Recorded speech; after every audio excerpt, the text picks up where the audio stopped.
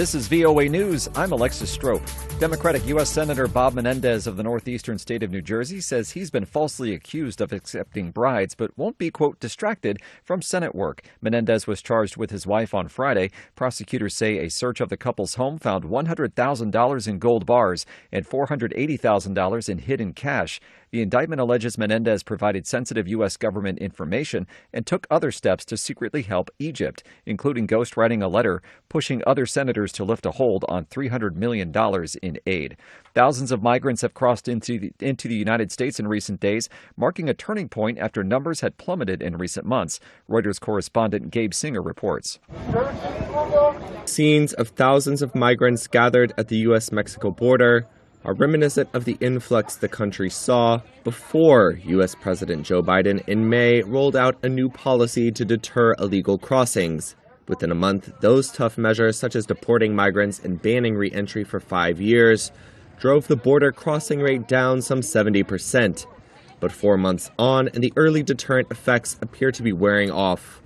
Record numbers of migrants in the thousands have crossed into the United States in recent days, with many more still arriving by bus and cargo trains to Mexican border towns. Israeli Prime Minister Benjamin Netanyahu says Israel is at the cusp of a historic breakthrough leading to a peace agreement with Saudi Arabia. But he did not outline a clear path for clearing the hurdles facing such a deal. The U.S. had been seeking to broker an agreement in which Saudi Arabia would normalize relations with Israel in exchange for a U.S. defense pact, aid in developing a civilian nuclear program, and progress towards creating a Palestinian state. You'll find expanded coverage of world news and events at our website, voanews.com. This is VOA News. In rare talks between Chinese President Xi Jinping and Syrian President Bashar al-Assad, China's leader called on the West to lift what he called, quote, illegal sanctions on Syria. Reuters correspondent Jillian Kitchener reports. The meeting in China gave a boost to the long ostracized Syrian leader, who has sought to return to the global stage after a brutal civil war in his country. Now, Syria desperately needs foreign investment for its infrastructure and industry. Its dire economic situation has triggered protests in the country's south, where crowds have called for Assad's removal. Xi Jinping told Assad that China would help Syria to rebuild its ruined economy and counter domestic unrest by upgrading ties to a strategic partnership. But analysts doubt that Chinese firms will rush back to Syria, as they would risk becoming entangled in U.S. sanctions, which could freeze the assets of anyone dealing with the country. A military judge at Guantanamo Bay has ruled one of the 9/11 defendants too mentally ill to stand trial. Judge Colonel Matthew McCall's ruling late Thursday comes after a military medical panel found that the man's abuse in CIA custody years earlier had rendered him psychotic. A military medical panel last month diagnosed al-Shaib as having post-traumatic stress disorder with secondary psychosis and linked it to his abuse during his 4 years in CIA custody. A Yemeni, al-Shaib is accused of organizing one cell of the 19 hijackers who carried out the September 11, 2001 attacks. There were emotional scenes outside Brazil's Supreme Court on Thursday as justices ruled in favor of indigenous land rights in a historic win. Reuters correspondent Ryan Chang reports. Brazil's Amazon region and some farm states are home to 1.6 million indigenous people. The case before the Supreme Court stems from a land claim by the Xokling people in Santa Catarina state. The state government rejected their land claims, arguing the native community was not living on the disputed area in 1988, but the Xokling were evicted in the 1950s by tobacco farmers. And in rejecting the state government's cutoff date, the justices said indigenous communities not living on their lands in 1988 most likely had been expelled. The Venezuelan government said on Wednesday it intervened in the dangerous and overcrowded Tocaron prison in a move to, quote, put an end to organized crime gangs operating in the facility. Authorities said they deployed some 11,000 officers to the prison, where they seized dozens of weapons and bullets. The prison is considered one of the most violent in Venezuela and is home to the criminal gang known as Tren de Aragua, which is accused of committing crimes planned from the prison grounds. Venezuelan prisons are notorious for the ease with which inmates have access to weapons, drugs, mobile phones, and computers with internet connections. I'm Alexis Strope, VOA News.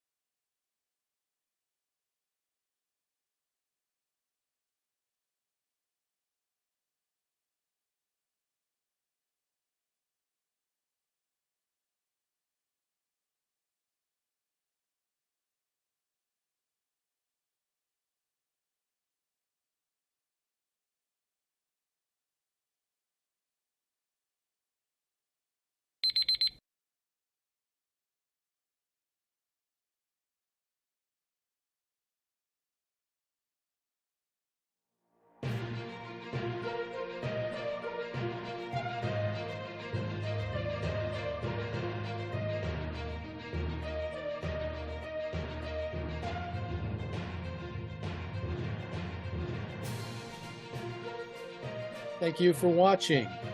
Can you do me a favor? Please leave a comment in the comments section below. That would really help. Thank you, and see you again soon.